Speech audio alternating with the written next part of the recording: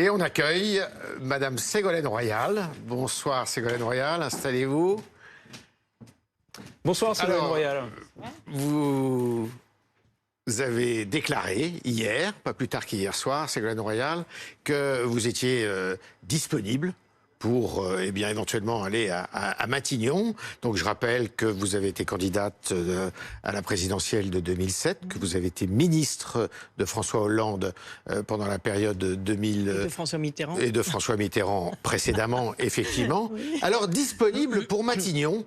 Qu'est-ce que vous avez... J'ai envie de vous poser cette question en premier lieu. Qu'est-ce que vous avez de plus que tous ceux qui pourraient aspirer à ce poste ?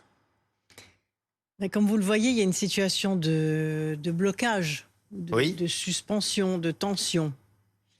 Et je crois que dans le contexte, les Français le disent très clairement, il faut des personnalités consensuelles, qui soient capables de parler à tout le monde et qui aient fait la preuve au cours de leur itinéraire politique qu'ils étaient capables de parler à tout le monde. Il faut des personnalités qui ne soient pas candidats à l'élection présidentielle. Et vous avez tiré un trait là-dessus ? Oui, si je suis à Matignon, bien évidemment. Pourquoi ? Parce que la dynamique d'une élection présidentielle, c'est une identité politique forte. Et donc c'est très compliqué c'est même impossible pour des futurs candidats à l'élection présidentielle d'accepter d'entrer dans ce que j'appelle un gouvernement d'union républicaine. Parce que dans un gouvernement d'union républicaine, il faut faire des compromis. Et pour faire des compromis, il faut accepter d'abandonner un certain nombre de sujets passionnels auxquels on attache beaucoup d'importance pour essayer de construire une vérité différente dans l'objectif de réaliser le bien public dans un contexte très difficile. Est-ce que vous avez prévenu le président de la République de cette offre de service ? Mais ça, c'est pas des questions, je pense... C'est une question que je vous pose. Oui, mais j'ai pas envie de rentrer... Est-ce que vous avez été approché par les services de l'Élysée ou Emmanuel Macron lui-même ? J'ai pas envie de répondre à cette question-là précisément, parce que je pense que quand on est en responsabilité ou quand on propose d'accéder à une responsabilité, le vrai sujet, c'est de savoir pourquoi faire et dans quel contexte. Le contexte est aussi extrêmement particulier, puisque nous avons une marge de manœuvre, comme vous le savez, budgétaire et financière extrêmement étroite. Nous sommes sous le coup d'une procédure pour déficit excessif de la Commission européenne. Nous avons 3 000 milliards d'euros de dette. Nous avons 150 milliards de déficit public, dont un tiers de ce poids du déficit public, c'est le simple service de la dette. Donc on voit bien que chaque jour qui passe en plus et qui n'est pas maîtrisé par des arbitrages ministériels, entraîne ce dérapage. Quelle serait la méthode de Ségolène Royal pour essayer justement de ne pas être un Premier ministre censurable ? D'abord, c'est de parler à tout le monde. Oui, mais ça, tout le monde peut le faire, ça. Non, parce que quand vous entendez les oppositions, les insultes, les injures, les cris, etc., non, tout le monde ne se respecte pas. Moi, j'ai fait voter mes lois ministérielles, y compris en agrégeant des mouvements politiques et des élus largement. J'ai fait voter même la loi biodiversité à la quasi-unanimité du Parlement, alors qu'il y avait les chasseurs et les anti-chasses. Comment vous faites pour parler à tout le monde ? J'ai fait voter toutes les décisions de la région Poitou-Charentes que je présidais à 98% des votes de cette Assemblée. C'est-à-dire que il faut avoir déjà une conviction profonde que à plusieurs, on est plus intelligent que tout seul. C'est-à-dire qu'au pouvoir vertical, il faut aujourd'hui travailler de façon un peu par réseau, par respect, par horizontalité et co-construire les choses. Donc ça veut dire respecter les propositions qui seront faites par des groupes politiques différents et à commencer par le budget. Le budget, bien sûr. Comment vous faites justement ? Alors, est-ce que la réduction de la dette, dont vous avez dit très justement qu'elle était de 3 000 milliards d'euros, comment vous faites pour réduire cette dette ? Vous coupez dans la fonction publique ? Je regarde avec les parlementaires concernés de tous bords, qui sont dans la commission des finances. Je regarde ligne par ligne.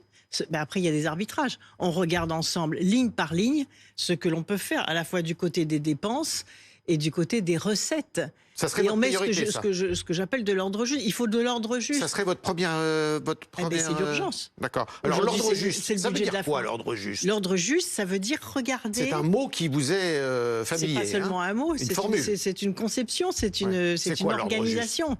C'est de dire que ce qui est injuste ou ce qui est insupportable ou ce qui soulève des mouvements sociaux doit être regardé et doit être aménagé. La France ne peut plus tolérer, ne peut plus accepter, ne peut plus encaisser, l'économie française, des mouvements sociaux comme nous avons. Donc ça veut dire que vous revenez sur la réforme des retraites ? Ça veut dire, par exemple, c'est quoi l'ordre juste? Ça veut dire que quand il y a eu, par exemple, la taxe carbone qui a déclenché les gilets jaunes, c'était du désordre injuste. C'est-à-dire taxer l'écologie alors même que les gens n'avaient pas le choix d'avoir ou non une voiture propre. C'était de l'injustice. Donc c'était du désordre injuste. On aurait retiré ça. Comme j'avais retiré d'ailleurs l'écotaxe, donc je connaissais les choses, j'avais dit... Mais les retraites, Ségolène Royal, qui est un marqueur justement du deuxième septennat du président de la République, qui est une des premières réformes qu'il a engagées. C'est une d'ailleurs des seules réformes qu'il avait promises dans la campagne électorale de 2022. Qu'est-ce que vous faites avec cette réforme des retraites? Est-ce que vous revenez dessus? Alors, vous avez raison. Il y a le marqueur de ceux qui ont fait cette réforme qui disent on veut maintenir cette réforme et ne rien bouger. Et il y a le marqueur du nouveau Front populaire qui dit on veut abroger la totalité de cette réforme. Ce qui veut dire qu'aujourd'hui, dans un travail de consensus, il faut être au milieu de cela et dire on va regarder dans cette réforme ligne à ligne ce qui est légitime de conserver et on va regarder ce qui n'est pas acceptable, ce qui a été brutal, ce qui a créé des injustices supplémentaires. Je pense en particulier aux retraites des femmes, je pense en particulier aux jeunes qui ont subi le maintien des seniors dans certaines entreprises qui ont été aussi grandement fragilisées parce qu'elles avaient programmé le départ de salariés seniors et l'embauche des jeunes. Elles ont été contraintes de garder les salariés seniors et les jeunes sont restés au chômage. Je pense aussi aux salariés seniors qui n'ont pas d'emploi et qui ont eu la privation d'accès à la retraite et qui se trouvent entre les deux, ni emploi, ni retraite, ni indemnisation du chômage. Donc là, il y a des choses qui ne vont pas, qui sont extrêmement brutales, qui sont dans le désordre injuste. Donc si on remet de la justice, on aura à ce moment-là de l'ordre juste. Vous voyez ? Si imaginons, demain vous accédez à Matignon, vous collaborerez donc de façon très étroite avec un Emmanuel Macron au sujet duquel nombre de Français, ils sont de plus en plus nombreux, une nouvelle étude très sérieuse de l'Ipsos a été publiée aujourd'hui, à propos duquel beaucoup de Français considèrent que ça ne va plus aujourd'hui. Qu'est-ce qui ne va pas chez Emmanuel Macron d'après vous ? Aujourd'hui, c'est la vacance du bon fonctionnement des institutions. Donc, il faut revenir au bon fonctionnement des institutions. C'est très important, le fonctionnement des institutions. Si vous n'avez pas des institutions qui fonctionnent, vous avez soit l'anarchie, soit l'autoritarisme, soit les deux. Parce que là, dans tous les pays, dans tous les systèmes... Emmanuel Macron lui-même, comment en est-on arrivé là, si je puis dire, lui qui est l'artisan de la dissolution et que les Français estiment comme étant le responsable numéro 1 du problème de la situation du moment. C'est pour ça que ça peut dégénérer vite. On ne peut pas se permettre une nouvelle séquence de violence.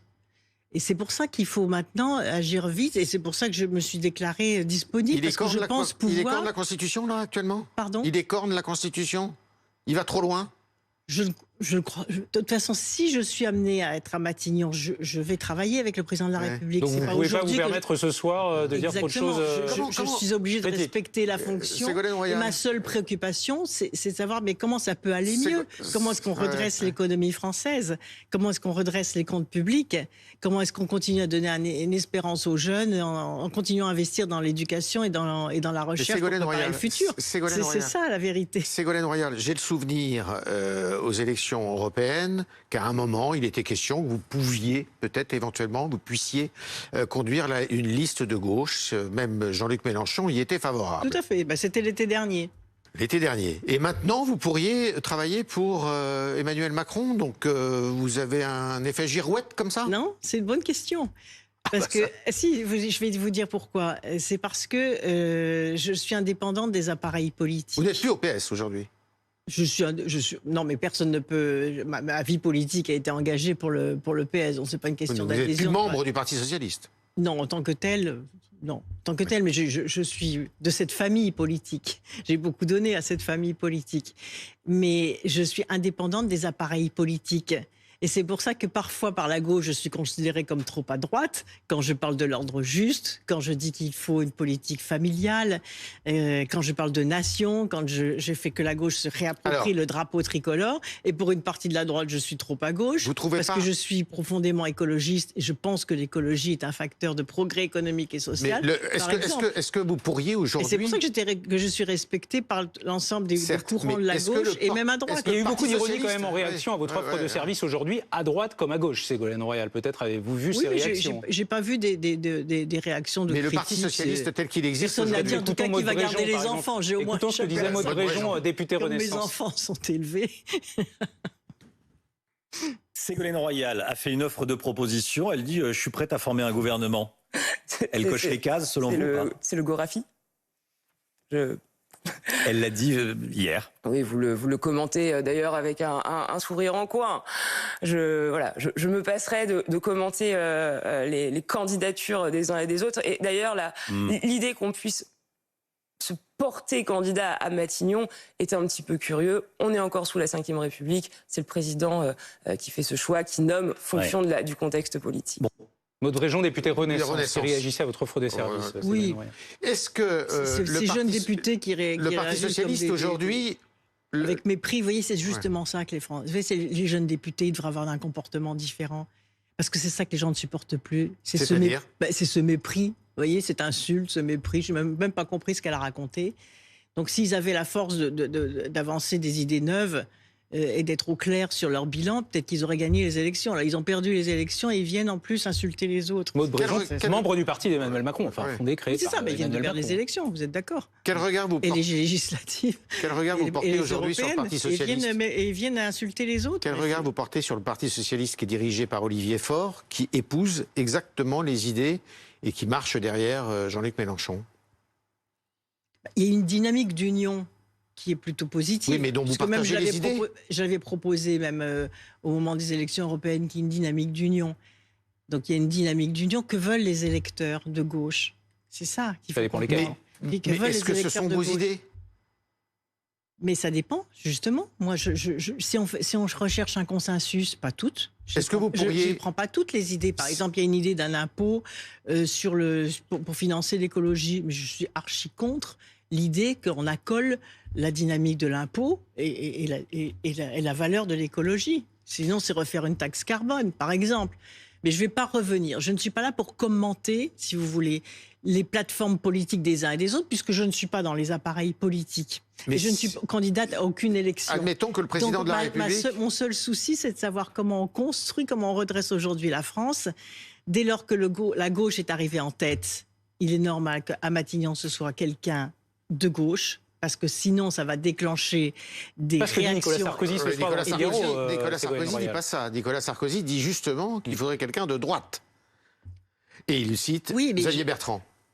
Oui, mais je pense que ça serait une... Je souhaite que ma famille politique œuvre à faire nommer un Premier ministre de droite. Qu'il dise ça par rapport à ça. Mais de toute façon, ce qui est très important, c'est que de comprendre qu'il faut un gouvernement d'union républicaine. Alors, justement, donc moi, je ne suis pas marquée par un appareil politique. Quel serait ce gouvernement? Quel serait ce gouvernement?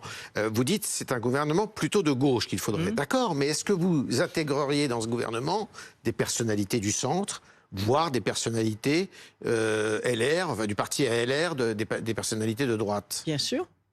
Donc c'est pas uniquement un... Mais c'est ça que les Français attendent. C'est un gouvernement d'union républicaine, c'est comme ça que vous l'appelez? C'est ça. Mais à quel titre écarteriez-vous dans ces cas-là des personnalités de la France Insoumise et du Rassemblement National? À quel titre écarteriez-vous des gens de LFI ou du RN alors? Non mais LFI c'est retiré, c'est mis en retrait d'eux-mêmes parce qu'ils ne veulent pas entrer dans leur logique présidentielle, qui est tout à fait respectable. Ils ne veulent pas rentrer dans un gouvernement d'union où il y aurait des membres de droite et des membres du centre. Ils ont dit non. Vous pourriez considérer, si vous accédiez à Matignon, que puisqu'ils ont un certain nombre de députés non négligeables, tout comme le Rassemblement National, ils doivent être présents pour représenter les Français, une part des Français. Chaque parti politique arrête sa stratégie. Et les filles considèrent qu'ils n'ont pas à rentrer dans un gouvernement, ce que je comprends, parce qu'au moment de l'élection présidentielle, comment vont-ils défendre des positions plus radicales s'ils se sont associés, en effet, à des compromis? C'est pour ça que moi je suis libre par rapport aux appareils politiques et n'étant pas candidate à la présidentielle, j'ai la liberté de dire non dans le moment actuel pour le bien public par rapport à ce que nous avons à faire et par rapport aux marges de manœuvre étroites. Voilà dans quelle direction nous pouvons aller, y compris bien évidemment avec et puis surtout y compris avec l'ensemble des partenaires. Admettons que vous y parveniez à constituer ce gouvernement, Oui. que vous arrivez devant l'Assemblée.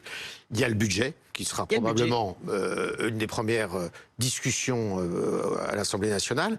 À défaut de pouvoir persuader une majorité, est-ce que vous utilisez l'article 49.3 ? Non. Donc vous êtes prête éventuellement à être retoquée Oui. si vous êtes retoquée, Eh bien, on essayera quelqu'un d'autre. c'est ça. On essayera un autre Premier ministre. Et à ce moment-là, Je pense que dans le vous contexte... quittez Matignon. Oui, dans le contexte, mais j'y arriverai. Et comment vous y arriverez ? J'y arriverai par la conviction que j'ai, par l'expérience que j'ai de la construction de convergence, de respect des uns et des autres, d'écoute de l'ensemble des milieux socio-économiques diversifiés, de l'écoute des élus des territoires, parce que si je suis à Matignon, j'accorderai autant d'importance au Conseil des ministres qu'au Conseil des territoires, c'est-à-dire toutes les semaines, y compris par vidéo, je réunirai les présidents de région, de département à l'association des maires, parce que ce sont eux, je le sais, j'ai présidé 10 ans Poitou-Charentes, c'est nous qui voyons tout de suite sur le terrain les entreprises qui ferment. Vous savez que là, il y a une programmation de 60 000 faillites, après les 60 000 faillites de l'année dernière. C'est nous qui sommes à la tête des territoires, qui voyons les entreprises fragilisées, et beaucoup d'entreprises ont mis la clé sous la porte à cause du prix de l'énergie. Ségolène Royal. Et donc la question du prix de l'énergie, ça sera une des priorités. Oui. La question du prix de l'énergie, et ça je le réglerai. Car il y a une Sauf que spéculation. les prix sont en train de tomber, là, Oui, de baisser sauf un que- peu, sauf ce qui fait baisser l'inflation. Oui, Deux mais pas questions suffisamment. qui me paraissent importantes. Il faut une personne d'expérience aujourd'hui à Matignon. Donc ça ne peut pas être Lucie Castet, mais plutôt Ségolène Royal. Je ne me pose pas du tout à elle que je ne connais pas. Ouais. Mais je pense que le nouveau Front Populaire a eu raison d'essayer de prendre le... Mais le fait qu'elle soit inconnue, justement, de c'est un problème pour elle. Non, c'est pas le sujet. C'est un sujet plus politique. C'est-à-dire qu'à Elle partir n'est pas assez politique.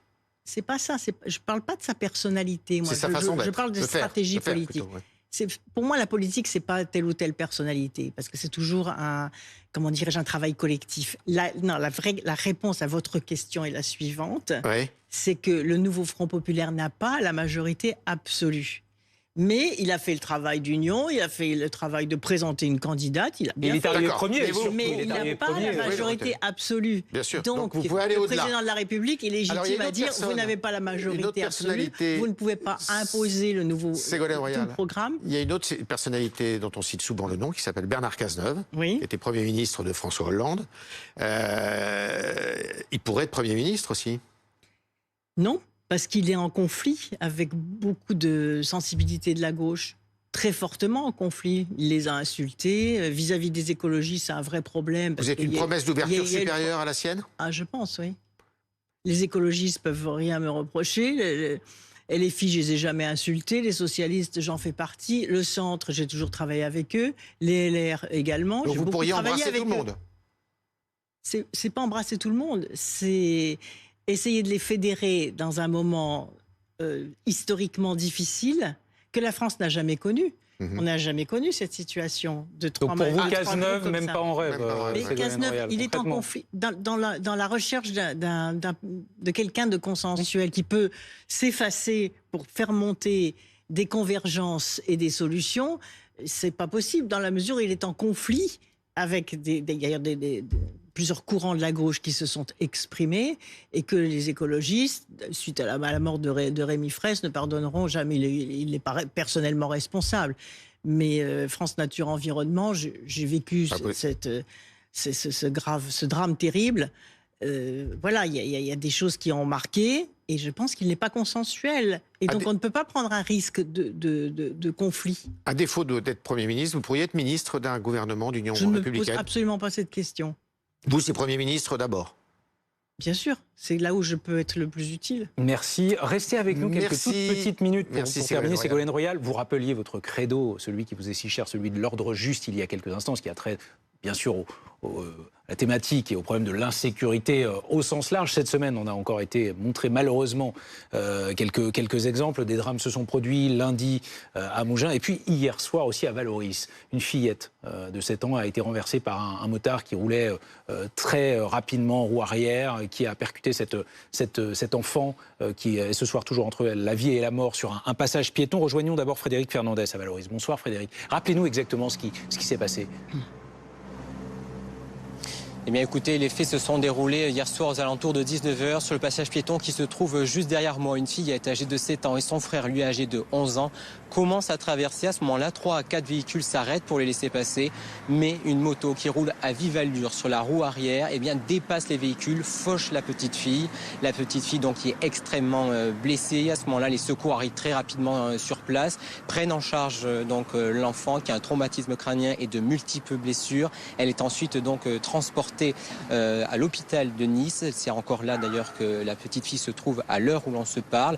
Il faut aussi parler de la consternation qu'il y a dans le quartier et même l'émotion qui est très forte ici, parce que ce qu'il faut ajouter, c'est qu'il y a déjà eu de nombreux accidents sur cette rue à cause justement peut-être de manque de signalisation. Une rue qui est notamment très dangereuse, c'est ce que nous disent les habitants. Je vous propose d'écouter la réaction de l'un d'entre eux au micro de Laura Champion. J'ai ma fenêtre qui donne sur la rue et je vois vachement, il y a beaucoup d'accidents. En fait, du McDo, que ce soit même ici, devant le sortant de Lidl, il y a souvent beaucoup d'accidents dans cette rue-là. Que ce soit des scooters ou des voitures qui arrivent trop vite, des gens qui sont renversés par des voitures parce qu'ils arrivent trop vite, c'est souvent. Apparemment, ils ont déjà fait une pétition pour avoir des dodanes, des ralentisseurs ou au moins la limiter à 30. Ce qu'on peut également vous dire, c'est que les nombreux habitants avec qui nous avons pu échanger nous ont dit qu'ils attendent de la mairie notamment des mesures qui soient prises dans les prochaines semaines pour notamment encadrer les passages piétons, pour les signaler afin qu'un nouveau drame ne survienne pas ici.